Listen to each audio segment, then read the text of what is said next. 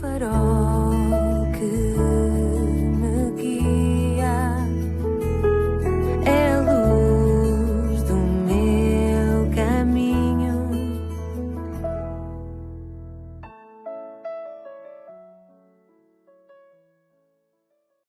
Bem-vindo à 273ª edição do programa Pedindo Luz. O tema hoje é: o homem é que criou Deus? Não, Deus é que criou o homem. No entanto, quantos disseram e ainda dizem que não, que foi o homem que criou Deus, que foi o medo que o homem tinha dos raios, dos trovões, dos relâmpagos e de outros fenómenos naturais poderosos como tempestades, terremotos, que o amedrontaram e que o levaram a criar Deus? Diz-se muito por aí que nos primórdios da história da humanidade as pessoas não tinham explicações para esses e outros fenómenos naturais e que o medo dos mesmos levaram as pessoas a criar divindades na procura de significado. Precisavam de alguém ou de algo para culpar ou exaltar e por isso criaram deuses. Estes deuses explicavam tudo o que eles não compreendiam. O trovão era o som da ira do deus da ira que eles inventaram. A seca significava que os deuses estavam descontentes. Uma boa colheita significava que os deuses estavam felizes. Era este o seu raciocínio primário, enviesado, torcido. E para pessoas que nada sabiam de ciência, história ou medicina, resultava, segundo dizem muitos eruditos dos nossos dias, aquilo dava-lhes respostas, mesmo que estivessem erradas. E os tais eruditos concluem: uma resposta errada parece muitas vezes melhor do que resposta nenhuma. Infelizmente é neste registro que a maioria dos eruditos modernos vivem. Preferem uma resposta errada a nenhuma resposta.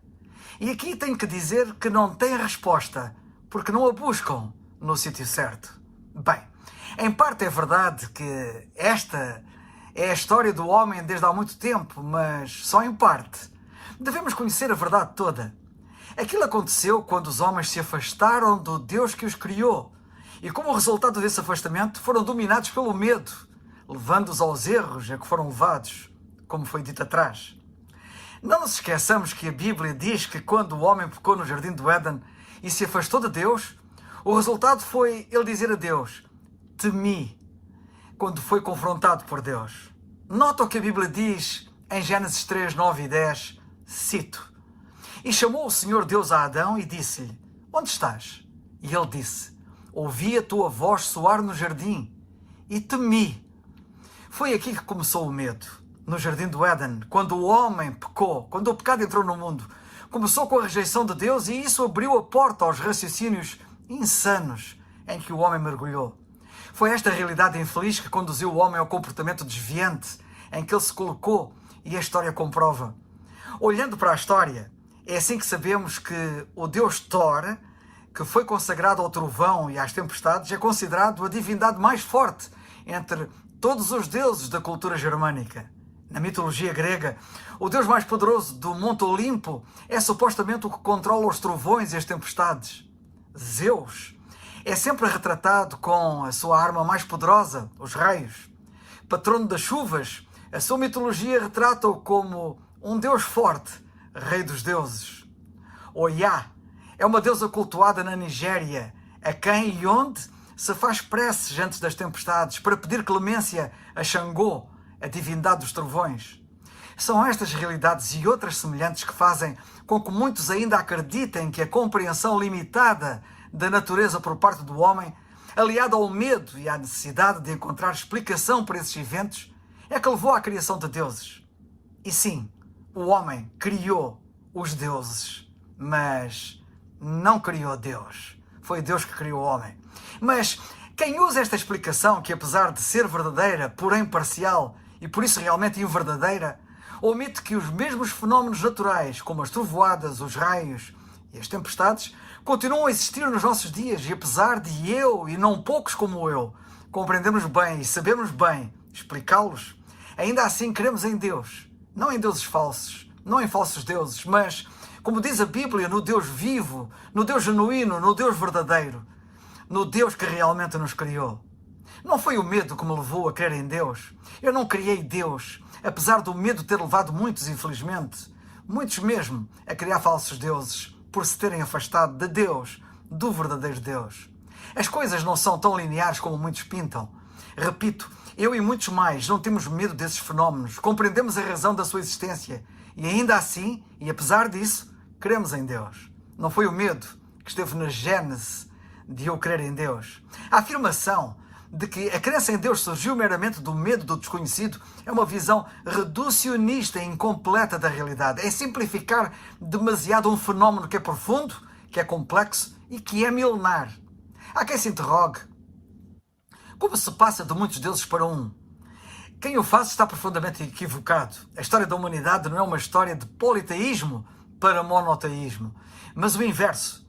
Foi o facto do homem virar as costas a Deus que o criara, que este mergulhou na idolatria de falsos deuses, como expliquei.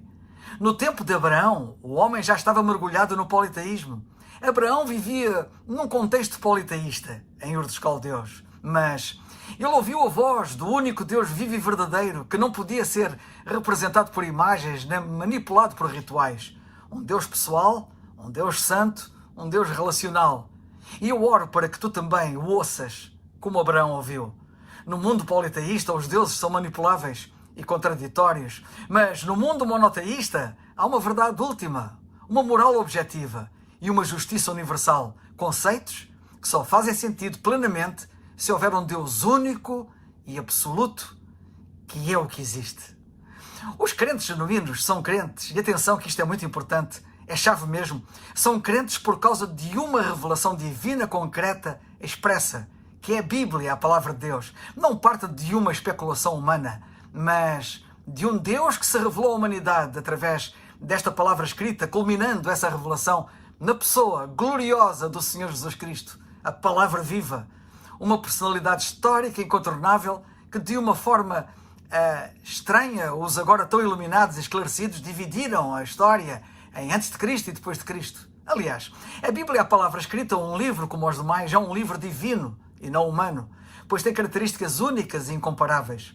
Se as pessoas o analisassem com seriedade, perceberiam que tem claramente indícios de que é divino e não humano. Nenhum homem ou conjunto de homens, por mais doutos e inteligentes que fossem, o poderiam produzir. De humano, a Bíblia só tem folhas, letras e capa. Tudo mais é mesmo divino. Eu creio por causa desse livro, não do medo. E seria bom que tu conhecesses que livro é esse realmente. Mesmo pensadores como C.S. Lewis, Pascal, ou mesmo o filósofo ateu Nietzsche, reconheceram que a experiência espiritual vai muito além do medo, tocando na essência da condição humana, segundo diziam. Mas, ao longo da história, milhares de pessoas inteligentes, racionais e até científicas acreditaram em Deus, não por medo, mas por convicção profunda, por fé pensada, inteligente, por experiência realizadora e transformadora, tendo até mesmo exaltado a Bíblia. A crença no verdadeiro Deus surge de uma lucidez que muitos infelizmente perderam, nomeadamente o simples saber que neste mundo não há nenhum efeito sem causa e que, portanto, Deus é necessariamente e de forma incontornável a causa primária, a verdadeira causa de tudo. Surge também da busca de sentido e propósito na vida, que não tem nexo de outro modo, a não ser com Deus. Por muitas voltas que os homens deem, e os homens já deram muitas voltas, mas estupidamente continuam a não reconhecer o seu erro, rejeitando reconhecer a verdade. Surge também do facto de Deus nos ter buscado na pessoa do Senhor Jesus Cristo. Deixa-me aqui ressaltar bem que isto distingue-me das religiões dos homens. Estas caracterizam-se por buscarem a Deus, mas o verdadeiro cristianismo caracteriza-se por Deus ter vindo em busca do homem. É bem diferente. A afirmação de que não foi Deus que criou o homem, mas o seu oposto, é uma afirmação que parte de uma visão desiludida do ser humano, talvez influenciada pela maldade que vemos no mundo. Mas isto não prova nem refuta a existência de Deus, apenas revela a profunda frustração do ser humano. A Bíblia, aliás, parte da mesma constatação, que o ser humano é falho, egoísta e capaz de grande mal, e todos nós até sabemos que isto é a pura verdade. Porém, isto, ao contrário de provar a ausência de Deus, prova antes, pelo contrário, a necessidade que o homem tem de salvação e de Deus. E aponta para um Deus de amor que não foi indiferente ao nosso problema, mas veio até nós na pessoa do Senhor Jesus Cristo para nos salvar. O Senhor Jesus Cristo disse que veio buscar e salvar o que se tinha perdido. Lemos isso em Lucas 19:10. Agora uma pequena reflexão que te pode eventualmente ajudar. Que o homem cria em Deus para justificar o que lhe acontece é a velha tese que Freud ou Marx, que diz que a religião é uma projeção da carência humana. Mas a pergunta real é, e se o ser humano tem essa carência porque foi feito para se relacionar com Deus? Como dizia C.S. Lewis, as criaturas não nascem com desejos, a menos que exista uma satisfação para esses desejos. O bebê sente fome, existe o alimento. O pato quer nadar, existe a água. O homem sente desejo de Deus. Ora, talvez esse desejo seja real, e é mesmo, porque Deus existe. Pensa bem no assunto. Bem, seria mais adequado dizer que o homem é que inventou o ateísmo. A crença na divindade esteve sempre presente entre todos os povos.